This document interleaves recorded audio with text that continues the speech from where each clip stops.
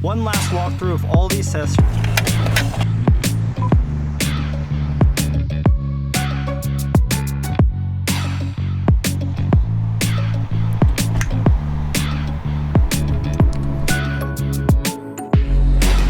We are in the Subaru BRZ 2016, but this will work on the 2012 all the way to 2019, 2020. So the current model, if your car looks like this dash right here, you're gonna be set. Now, this does have reverse camera, so we're gonna go over that too. And this will also work with steering wheel controls, which this one does not have. The 2017s have it, but I digress. The first thing you wanna do is actually just remove your original trim piece. Now, these are actually just being held by clips. So if you have the Canadian spec one, it looks like this. If you have the USDM spec one, it might look like something like this. You're gonna have to reuse this because the trim unit is gonna basically take this portion of the screen now. It's gonna be dope. After you remove that, notice how there are clips on it. You're gonna have to transfer these clips, but we're gonna get to that later. You're gonna get to something like this. You have the OEM brackets right here, and usually it's held by, this is in case Phillips, but you might have 4 10mm bolts. So let's just remove that real quick. And there's another one down here. After you removed it, now what I like to do is I like to usually put a towel or something, cover your shift knob, or put it in a, like, you know, we're using a mask because it's COVID, but yes. We're gonna pull this straight back, and it's gonna reveal a lot of plugs. Now, this is an aftermarket head unit, but your OEM one will have just as much plugs. Just remove all the plugs you see in the back. There's gonna be a lot of plugs. Just remove every single one of them. You're looking at AM, FM radio, dimmer switching, off of the 10-pin, 6-pin, and so forth. How big this screen is. Now, looking at the back, we have the clips that we need to transfer over, which are right here. I'm gonna show you. Usually, all you have to do is just kind of pluck it like this, and then just pull back. Then you'll have the little teeth, and you just push it into the new spot. You can kind of see how these protrude out a little bit more. That's the best way, kind of. The design is very similar, but let me try to make sure it's not hitting anything.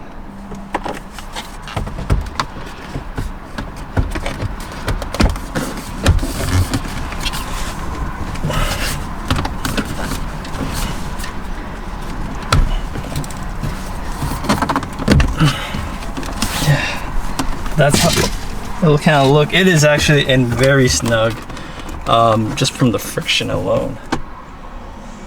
Wow. So yeah, we do have it. The OEM has this faux carbon fiber, which this one does not have. We could wrap this one carbon fiber too, like something like this wrap, and then we can wrap this too, even though this has texture. Not sure exactly what we're gonna do with this, but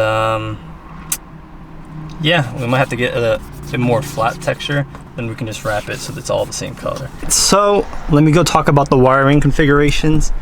This plugs in directly to the back of the head unit. Right there. This OEM harness also plugs in directly to the back of the unit. Now you can kind of see the little modification I did right here. This brown wire came off the 28-pin. And the reason why I did it like that is because I needed to have the amp turn on, or the front bottom speakers wouldn't work. So I've just always done it like this because I go through so many head units. You might not need to be able to do that, but if you had no sound in your front speakers, you want to check out that 28-pin. Now the next off is the radio, so that's pretty self-explanatory. That plugs into the back. Now the 28-pin that came with the this is the OEM harness, the 28-pin actually does not do enough. You'll be able to get your stereo controls and stuff like that if you guys had that, but for the backup camera, I actually had to wire my own harness. I put a wiring diagram in below, but just to go it over real quick, this 28-pin goes to here, and then I get like an RCA jack, and that does its magic. And the reverse signal is also coming off of that 28 pin. So the car knows when it's in reverse because of that 28 pin. Now, it really depends on your car, so I'm not gonna go into all of it, especially if you have a 2012, 2013, 2014. I don't think those even have backup cameras. So I digress. Just know that the reverse signal is in the 28 pin, and also the video signal is on the 28 pin in here too. All right, so we have our final wire check through. I just wanted to go through everything with you guys one last time. We have the 10 pin, which is this plug right here. This one right here. You have your 6 pin right here. 10 pin controls everything when it comes to main power, dimmer, front speakers, amplifier, all that. And the 6 pin controls your rear speakers. So you have all your audio working now. Now you have your 28 pin right here, which I actually bought a different accessory because I wanted to get my backup control working. So I'll put a link down below. If you don't have if you don't have a reverse camera, don't worry about it, but if you do, you're gonna have to get this extra harness, and I'll show you the wire diagram separately. All right, these other ones don't do anything for this car, but it would if you had a different Toyota. Okay, this little blue plug right here, I have the microphone, and this microphone fishes through all the way here behind this trim, and then it shows right here. Not very non-intrusive, but if you want that, it's not needed, but if you want that nice audio right there, it's something that nice to have. These right here, this teal and purple, are USBs that I have fished over here, so that's what that is. The yellow one controls your reverse signal and also your video camera. That depends if you have a backup camera, but if you do, it's there now. And it also gives you power for your antenna. So this basically amplifies the signal, making the radio signal stronger. And that's it. We have this GPS antenna right here too. So, but that's pretty self-explanatory. It's just GPS. You could have it mounted on top, but honestly right there is fine. And it looks a lot cleaner. So I'm gonna plug everything in and squish it.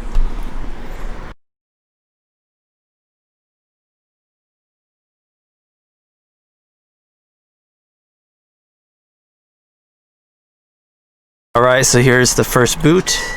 Make sure everything's working.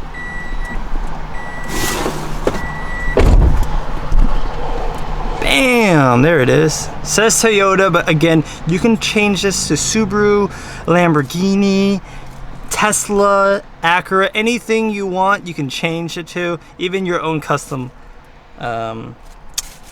icons right there. So there it is. Ooh, it's super smooth. Has Z-Link, Android Auto, Apple CarPlay, wireless and wired.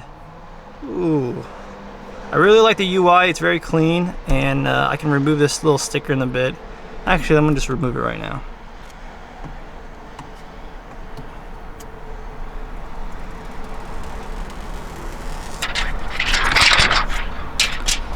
Oh, very nice.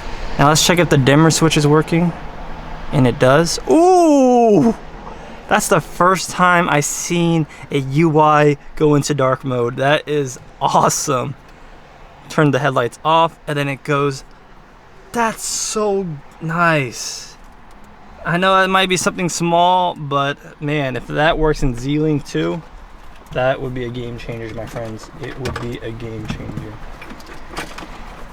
So I'm gonna check out CarPlay and Android Auto because honestly, that's when I'm driving, that's what I'm using the most. But whew, sheesh, looking good, my boy.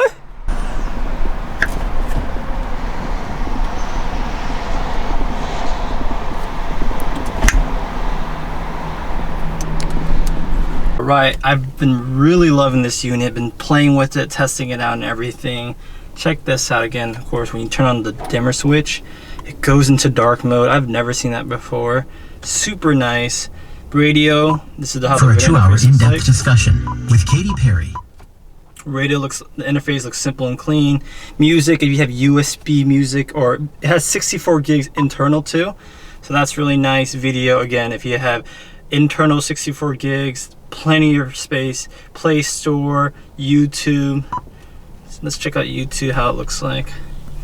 Never opened YouTube before, and it's already populating. Of course, you gotta go to your favorite YouTuber. What? To Nguyen? It's Nguyen. Or Nguyen. Make sure you hit subscribe to this channel. This channel is dope. And it's working fine. I mean, look at it. Check this out. Let's just play a video. 1080p. Hey, what's up guys? John Nguyen here. Audio sounds great. Fills the whole screen. Quality 360p. And it goes all the way to 720 because this is close to the 720 display, 720p display. It looks really nice. Remember, I had a Pioneer head unit that was 720p, and this looks 100 times better. Wow, that looks great. It's not even on max brightness right now, which is awesome. And then even got the picture-in-picture because it's Android 10, so you can be doing your thing. I'm gonna plug in a phone here.